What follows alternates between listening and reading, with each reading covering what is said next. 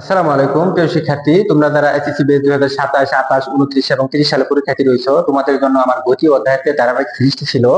এই সিরিজের ধারাবাহিকতায় আজকে আমরা আলোচনা করব পরন্ত বস্তুর যে তিনটি সূত্র রয়েছে, বিজ্ঞানী গ্যালিলিও এর তিনটি সূত্র, সেই তিনটি সূত্র সম্পর্কে আমরা এমন ভাবে জানবো যাতে করে আমাদের এমসিকিউ সিকিউ থেকে শুরু করে কোনো ধরনের সৃজনশীলে আমাদের কোনো ভুল না হয়।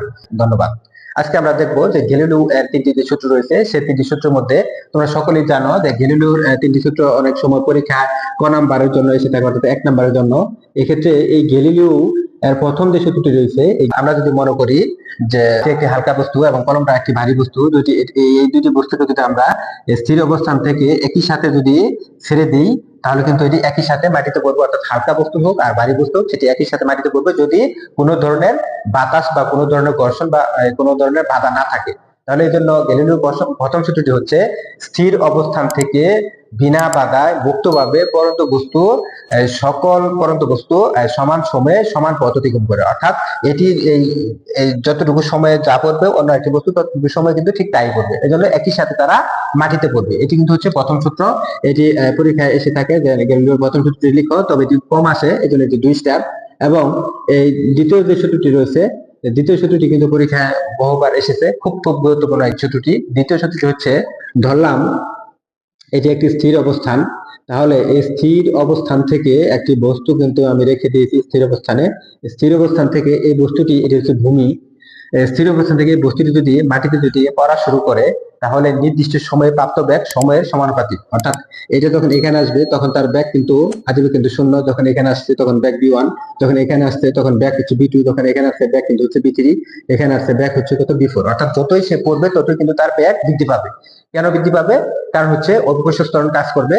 অর্থাৎ আমরা জানি যে পরন্ত বস্তু প্রতি সেকেন্ডে এই 9.8 মিটার পার সেকেন্ড হারে ব্যাগ বৃদ্ধি পায়। এটা প্রথম সেকেন্ডে যদি ব্যাগ এটা বৃদ্ধি পেয়ে থাকে, তাহলে দ্বিতীয় সেকেন্ডে কিন্তু ব্যাগ বৃদ্ধি পাবে আরো 9.8, অর্থাৎ আরো 9.8 কিন্তু যোগ হবে।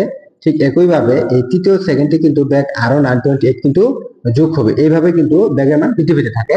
তাহলে যেহেতু এটি যতই সময় যাবে ততই কিন্তু ব্যাগ বৃদ্ধি পেতে থাকবে, এজন্য এই ব্যাগটি হচ্ছে সময়ের সমানুপাতিক। এজন্য আমরা বলবো যে স্থির অবস্থান থেকে বিনা বাধায় মুক্তভাবে পরন্ত বস্তুর নির্দিষ্ট সময়ে প্রাপ্ত ব্যাগ সময়ের সমানুপাতিক। অর্থাৎ এই ক্ষেত্রে আমরা বলতে পারি সময় যদি T1 লাগে তখন হবে এই ব্যাগটি হবে B সমানুপাতিক T1। এক্ষেত্রে হচ্ছে সময় যদি T2 লাগে, অর্থাৎ এতটুকু করতে যদি আমাদের সময় T2 লাগে, তখন B2 সমানুপাতিক T2। এইভাবে লিখতে পারি আমরা কি T3, এভাবে লিখতে পারি আমরা কি T4। এটা কিন্তু আমরা লিখতে পারি।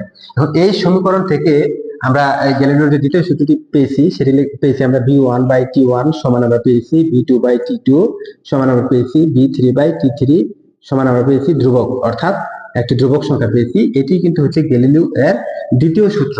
এই দ্বিতীয় সূত্র দিয়ে কিন্তু আমাদের একটি এমসিকিউ পরীক্ষায় আসে বারবার আসে, এবং সেটি হচ্ছে বলে দেয় যে একটি পরন্ত বস্তু 3 সেকেন্ড সময়ে ব্যাগ যদি 50 মিটার পার সেকেন্ড হয়ে থাকে, তাহলে এই 10 সেকেন্ড সময় তার ব্যাগ কত হবে। তখন কিন্তু আমরা এই যে সময়টি দেওয়া রয়েছে এই সূত্র দ্বারা কিন্তু তখন আমরা করতে পারবো। B1/T1 সমান আমরা লিখবো B2/T2। এক্ষেত্রে আমাদের যদি বলে দেয় যে 3 সেকেন্ডে ব্যাগ যদি আমাদের 50 মিটার পার সেকেন্ড হয়, তাহলে 10 সেকেন্ডে ব্যাগ কত, ব্যাগ বিটি কিন্তু আমরা খুব সহজে কিন্তু এখান থেকে আর গুণন দিয়ে এটাকে আমরা বের করতে পারবো। তোমরা প্রথমবারের মতো যারা ভিডিওটি দেখছো, ভিডিওটি ভালো লেগে থাকলে একটি লাইক ও চ্যানেলটি সাবস্ক্রাইব করতে ভুলবে না। ধন্যবাদ। এখন আমরা দেখবো পরন্ত বস্তুর তৃতীয় সূত্র। পরন্ত বস্তুর তৃতীয় সূত্রটি যদি আমরা একটু দেখি, আর এই চিত্রের মধ্যে এই পাশে রয়েছে পরন্ত বস্তুর দ্বিতীয় সূত্র। অর্থাৎ আমি একটি চিত্রের মধ্যেই পরন্ত বস্তুর দ্বিতীয় এবং তৃতীয় সূত্রটি বোঝাতে যাচ্ছি। এখন এই চিত্রের আমাদের এই পাশে রয়েছে দ্বিতীয় সূত্র, আমরা এই পাশে আমরা তৃতীয় সূত্র লিখে নিলাম যে তৃতীয় সূত্র। এখন তৃতীয় সূত্রটি কি?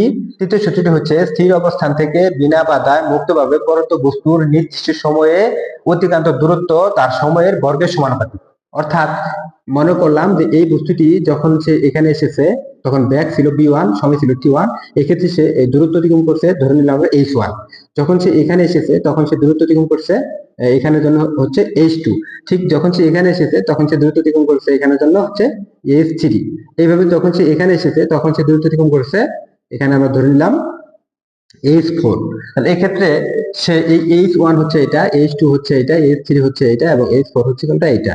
তাহলে আমরা বলতে পারি যে H1 দূরত্ব যে অতিক্রম করেছে, এই H1 এই দূরত্বটি হচ্ছে তার সময়ের বর্গের সমানুপাতিক। ঠিক একইভাবে এই H2 যে দূরত্বটা অতিক্রম করছে এই পর্যন্ত, সেটি হচ্ছে তার সময়ের বর্গের সময়ের বর্গের সমানুপাতিক। ঠিক একইভাবে এই H3 দূরত্বের জন্য, অর্থাৎ উপর থেকে এই H3, এটার জন্য আমরা বলতে পারি H3 সমানুপাতিক T3 স্কয়ার। এইভাবে কিন্তু আমরা এই H4 এর জন্য ঠিক একইভাবে পাবো, অর্থাৎ স্থির অবস্থান থেকে বিনা বাধায় মুক্ত পর্যন্ত বস্তুর নির্দিষ্ট সময়ে অতিক্রান্ত দূরত্ব তার সময়ের বর্গের সমানুপাতিক। এটি কিন্তু হচ্ছে তৃতীয় সূত্র। এই তৃতীয় সূত্রকে আমরা এইভাবে লিখতে পারি, H1 বাই T1 স্কয়ার সমান H2 বাই T2 স্কয়ার সমান হচ্ছে H3 বাই T3 স্কয়ার সমান হচ্ছে ধ্রুবক।